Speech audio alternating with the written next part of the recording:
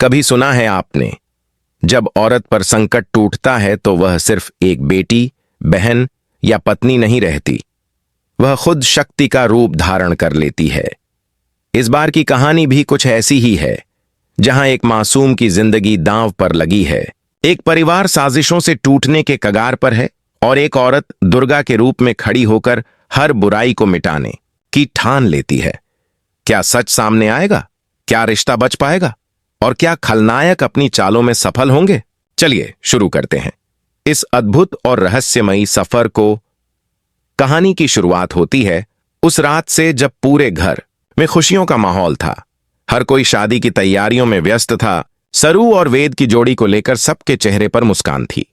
घर के बुजुर्ग आशीर्वाद दे रहे थे और रिश्तेदार उत्साह से बातें कर रहे थे। लेकिन कहते हैं ना कि जब खुशियां अपने चरम पर होती हैं, तभी सबसे बड़ा तूफान दरवाजे पर दस्तक देता है। ठीक वैसा ही हुआ। उसी समय एक रहस्यमयी फोन कॉल ने इस परिवार की दुनिया हिला दी। कॉल आई थी रचना के बारे में। दूसरी तरफ से ठंडी और डरावनी आवाज गूंजी, अगर रचना को सही सलामत देखना चाहती हो तो अकेले आना, बिना किसी को बताए।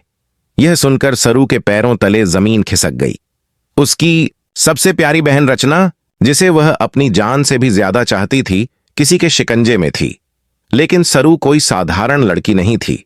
उसके चेहरे पर पहले डर आया, फिर गुस्सा, और फिर वही गुस्सा बदल गया संकल्प में। उसने मन ही मन कसम खाई कि चाहे कुछ भी हो जाए, वह रचना को हर हाल में बचाएगी। वहीं दूसरी तरफ अनिका अपने कमरे में बैठी अपनी चालों पर मुस्कुरा रही थी। वही अनिका जिसने यह पूरा खेल रचा था। उसका मकसद साफ था, वेद और सरू की शादी को रोकना। उसके हाथ में नकली रिपोर्ट की कॉपी थी, जिसे उसने पहले घर वालों को दिखाया था, लेकिन अब असली रिपोर्ट सामने आ चुकी थी। रिपोर्ट में साफ लिखा था कि सब कुछ सही है, और यही सच्चाई उसे सबसे बड़ा झटका देने वाली थी। घर वाले इस रिपोर्ट को देखकर बेहद खुश थे। सबने सरू और वेद की जोड़ी को भगवान का आशीर्वाद मान लिया था। हर कोई इस रिश्ते की मजबूती पर भरोसा करने लगा था। लेकिन खुशी के इन पलों के बीच कहीं गहरी साजिश चल रही थी।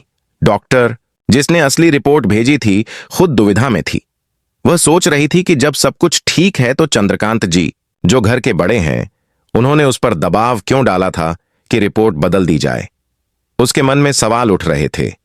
क्या उन्हें सच पता था और वे फिर भी छुपाना चाहते थे? उसने कई बार फोन करने की कोशिश की, लेकिन चंद्रकांत का फोन बार बार कट जाता था। उधर गांव से आई पड़ोसन कामिनी ने भी सबको चौंकाने की ठान रखी थी।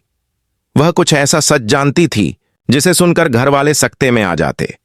वह लगभग बोल ही देती कि तभी अचानक रुक गई। उसके चेहरे पर डर साफ झलक रहा था, मानो कोई अदृश्य ताकत उसे रोक रही हो। इधर घर में सरू और वेद शादी की तैयारियों में डूबे थे। दोनों एक दूसरे की आंखों में सपनों का संसार देख रहे थे। सरू के दिल में कहीं गहरी शंका थी, लेकिन उसने ठान लिया था कि अब वह डरने वाली नहीं। और ठीक उसी समय रचना के किडनैप होने की खबर सामने आई। सरू ने घर वालों को कुछ नहीं बताया।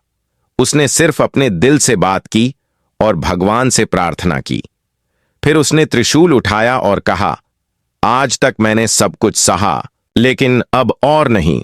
अब जो भी बुराई सामने आएगी, उसका अंत इसी त्रिशूल से होगा। इसी बीच अनिका ने अपने गुंडों को इशारा किया कि सरू को फंसाना है। फोन पर दोबारा वही धमकी आई, लेकिन सरू इस बार अकेली नहीं निकली।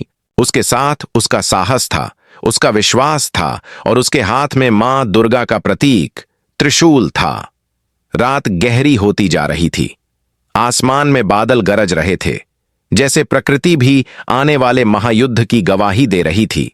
सरू घर से बाहर निकली और उस जगह पहुंची जहां गुंडों ने रचना को बंधक बना रखा था। चारों तरफ अंधेरा था, पर सरू की आंखों में रोशनी जल रही थी। गुंडे हंसते हुए बोले, आई है अकेली, अब तुझे भी सजा मिलेगी। लेकिन सरू ने आंखें तरेरी और गुस्से से बोली, औरत की ताकत को कभी कम मत समझना। जब औरत पर चोट पड़ती है तो उसका हर आंसू आग बन जाता है। वह आगे बढ़ी, त्रिशूल हवा में लहराया और उसकी चमक देखकर गुंडों के होश उड़ गए। रचना ने बंधनों में जकड़ी हुई आवाज में चिल्लाया, दीदी बचाओ। और सरू ने दहाड़ते हुए कहा, डर मत बहन, तेरी दीदी यहां है, अब कोई तुझे छू भी नहीं सकता। जैसे ही पहला गुंडा आगे बढ़ा, सरू ने उसे रोक दिया। उसकी शक्ति देखकर बाकी भी डर गए। यह देखकर रचना की आंखों में आशा की लौ जल गई।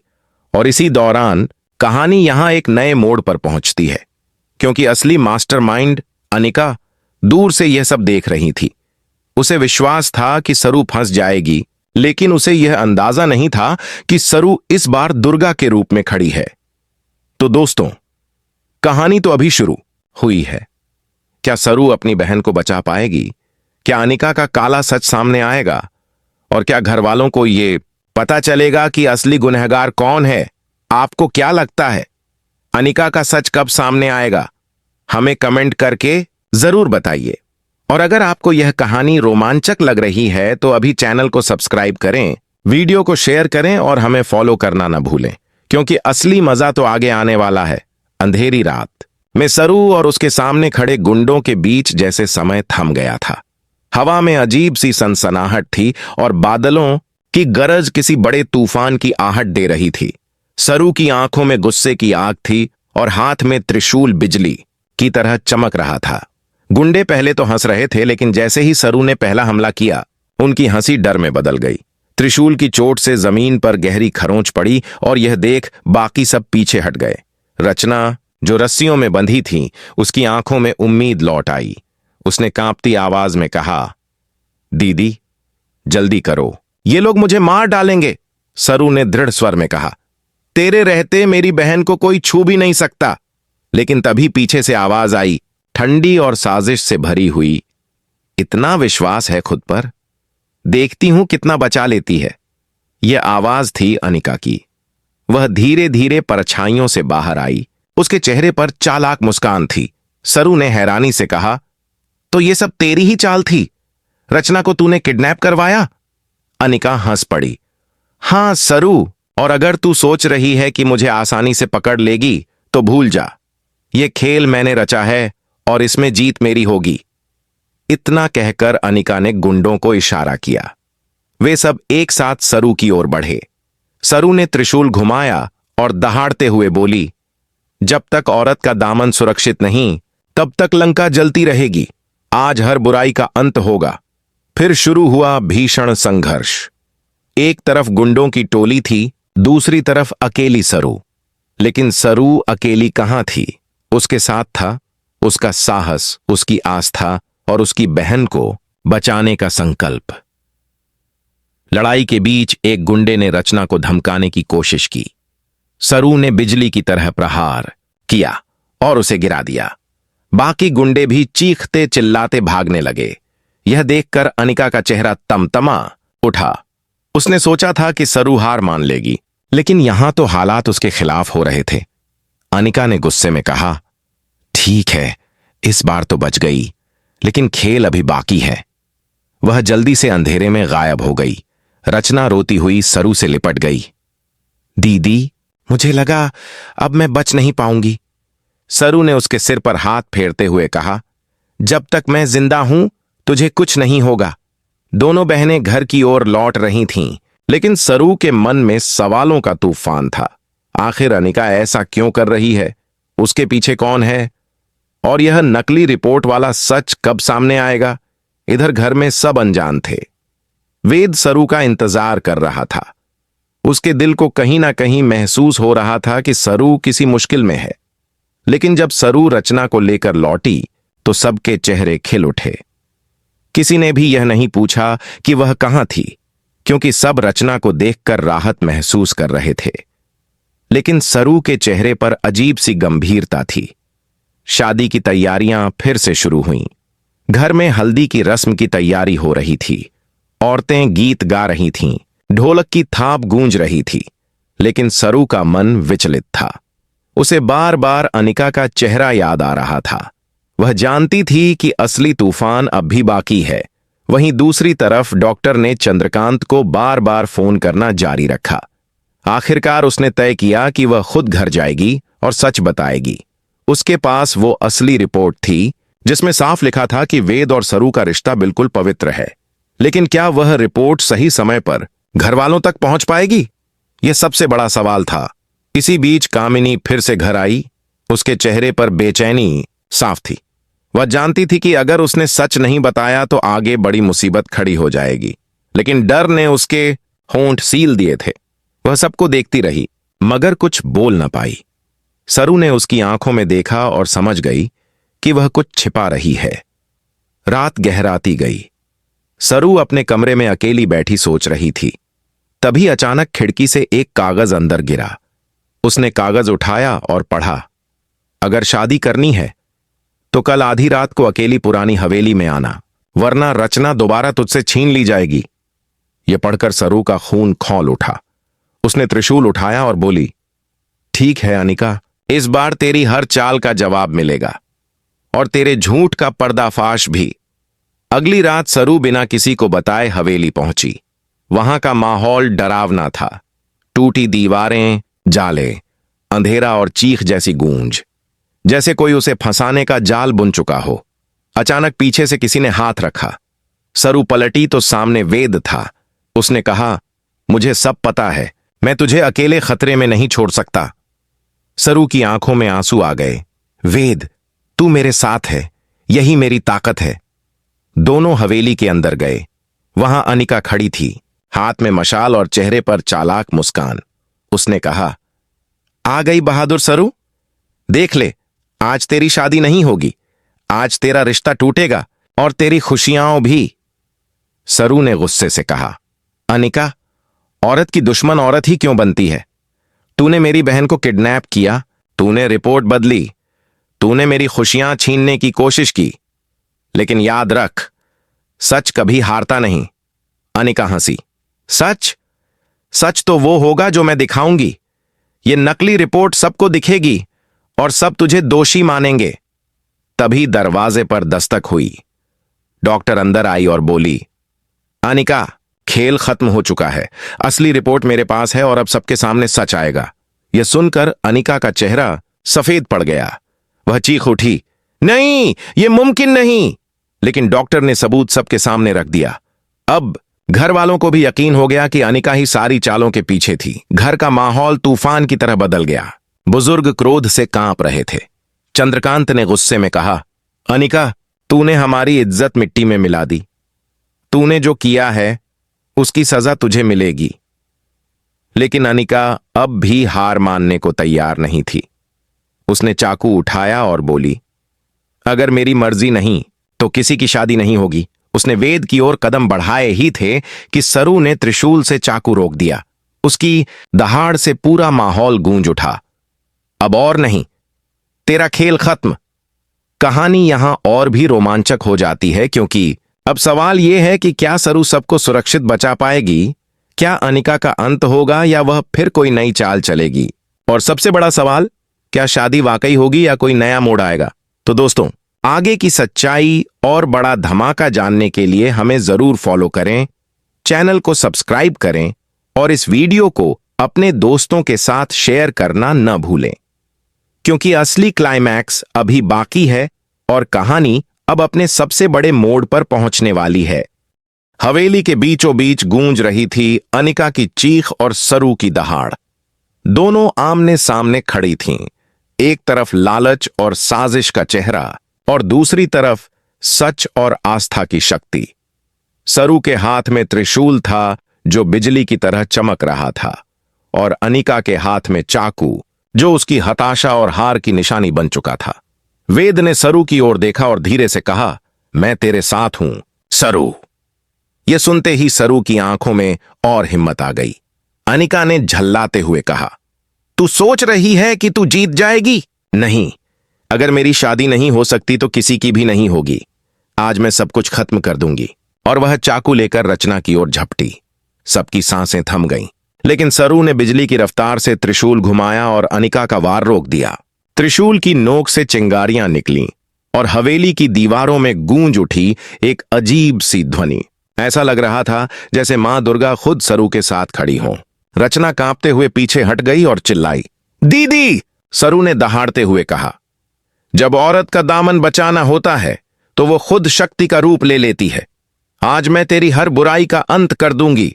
अनिका के चेहरे पर पसीना छलक आया। उसके हाथ कांपने लगे। उसने आखिरी बार कोशिश की और चाकू लेकर सरू की ओर दौड़ी, लेकिन इस बार सरू ने पूरे जोश से त्रिशूल उठाकर उसका हाथ रोक लिया। चाकू उसके हाथ से गिर पड़ा और जमीन पर खनकते हुए दूर चला गया। अनिका घुटनों के बल गिर गई। तभी डॉक्टर ने सबूत सबके सामने रख दिए। नकली रिपोर्ट, गुंडों की पहचान और सारी चालें जो अनिका ने रची थीं। घर वाले स्तब्ध रह गए। चंद्रकांत का चेहरा शर्म और गुस्से से लाल हो गया। उसने गुस्से में कहा, अनिका, तूने न सिर्फ इस घर को धोखा दिया बल्कि भगवान के नाम का भी अपमान किया। आज के बाद तेरा इस घर में कोई हक नहीं। अनिका ने रोते हुए सफाई देने की कोशिश की। मैंने सब प्यार के लिए किया। मुझे वेद चाहिए था। लेकिन सरू ने शांत स्वर में कहा, प्यार जब जबरदस्ती हो जाए तो वो प्यार नहीं, पागलपन होता है। तूने रिश्तों को तोड़ने की कोशिश की, लेकिन याद रख, सच की शक्ति को कोई नहीं हरा सकता। वेद ने सरू का हाथ थाम लिया। रचना ने भावुक होकर कहा, दीदी, अगर तू नहीं होती तो मैं आज जिंदा नहीं होती। पूरे घर में सरू की बहादुरी की चर्चा होने लगी। हर कोई कह रहा था कि सरू ने सच में मां दुर्गा का रूप लेकर घर को बचा लिया। इधर पुलिस आ गई और अनिका को ले जाने लगी। जाते जाते उसने सरू की ओर घूर कर देखा। ये खेल खत्म नहीं हुआ। सरू, मैं लौटूंगी। लेकिन सरू ने दृढ़ आवाज में कहा, जब तक सच की ताकत मेरे साथ है तब तक तेरी हर बुराई का अंत होगा। अब तेरी जगह वहीं है जहां गुनहगार रहते हैं। अनिका को पुलिस ले गई और हवेली में सन्नाटा छा गया। थोड़ी देर बाद सबने राहत की सांस ली। घर में फिर से खुशियों की गूंज उठी। अब शादी की तैयारियां पूरे जोश से होने लगीं। सरू और वेद की हल्दी, मेहंदी और संगीत की रस्में धूमधाम से हुईं। महिलाएं गीत गाने लगीं, बच्चे नाचने लगे और बुजुर्ग आशीर्वाद देने लगे। लेकिन सरू के दिल में कहीं यह एहसास था कि असली जीत सिर्फ शादी की नहीं बल्कि सच की थी। उसने खुद को आईने में देखा और मन ही मन कहा, आज मां दुर्गा ने मेरी रक्षा की, मेरी बहन की रक्षा की, मेरे रिश्तों की रक्षा की। अब मैं हर उस औरत की आवाज बनूंगी जिसे दबाने की कोशिश की जाती है। शादी का दिन आ गया। घर दीपों से सजाया गया। फूलों की खुशबू से वातावरण महक उठा। मंडप में वेद और सरू बैठे थे। मंत्रों की गूंज, शंख की ध्वनि और आशीर्वाद का माहौल। सबकी आंखों में खुशी के आंसू थे। रचना ने अपनी दीदी का हाथ थाम लिया और कहा, आज तू सिर्फ मेरी दीदी नहीं, मेरी मां दुर्गा है। वेद ने मुस्कुराकर कहा, मैं वादा करता हूं कि तेरा साथ कभी नहीं छोड़ूंगा। चाहे कैसी भी मुश्किल क्यों ना आए, हम दोनों मिलकर उसका सामना करेंगे। सरू की आंखों से आंसू बह निकले, लेकिन यह आंसू दुख के नहीं बल्कि जीत और सुख के थे। फेरे पूरे हुए और पूरा घर शुभ विवाह की गूंज से भर गया। सबने सरू और वेद को आशीर्वाद दिया, लेकिन कहानी यहीं खत्म नहीं हुई। शादी के बाद सब जब सरू से पूछने लगे कि उसे सबसे बड़ी ताकत कहां से मिली, तो उसने शांत स्वर में कहा, मां का आशीर्वाद और परिवार का विश्वास। जब औरत पर संकट आता है तो उसे सिर्फ एक चीज चाहिए, हिम्मत। और आज मैं सबको यही कहना चाहती हूं कि अपने भीतर की शक्ति को पहचानो। कोई भी बुराई बड़ी नहीं होती अगर तुम सच और विश्वास के साथ खड़े हो। यह सुनकर सबकी आंखों में गर्व और सम्मान झलकने लगा। रचना ने जोर से कहा, दीदी, तेरी जोड़ी और तेरी शक्ति दोनों अटूट हैं। और सचमुच सरू और वेद की जोड़ी अब सबके लिए मिसाल बन चुकी थी। कहानी अपने चरम पर थी। दुश्मनों का पर्दाफाश हो चुका था, रिश्ते मजबूत हो चुके थे और परिवार फिर से खुशियों में डूब चुका था। लेकिन अंत में सरू ने एक बात और कही, याद रखना, यह विजय सिर्फ मेरी नहीं, हर उस औरत की है जो अपनी हिम्मत से लड़ती है। और यह दशहरा सिर्फ रावण का दहन नहीं, हर बुराई का दहन है। और इसी के साथ कहानी ने एक नया संदेश दिया कि जब तक औरत अपनी शक्ति को पहचान लेती है, तब तक कोई भी अंधेरा ज्यादा देर टिक नहीं सकता। तो दोस्तों, आपको यह पूरा सफर कैसा लगा? क्या आपने भी महसूस किया कि सरू ने सच में मां दुर्गा का रूप धारण किया? हमें कमेंट करके जरूर बताइए। और अगर आपको यह कहानी पसंद आई हो तो हमारे चैनल को सब्सक्राइब करें, इस वीडियो को अपने दोस्तों और परिवार के साथ शेयर करें और हमें फॉलो करना न भूलें, क्योंकि आगे भी हम आपके लिए ऐसी ही रोमांचक और सशक्त कहानियां लाते रहेंगे।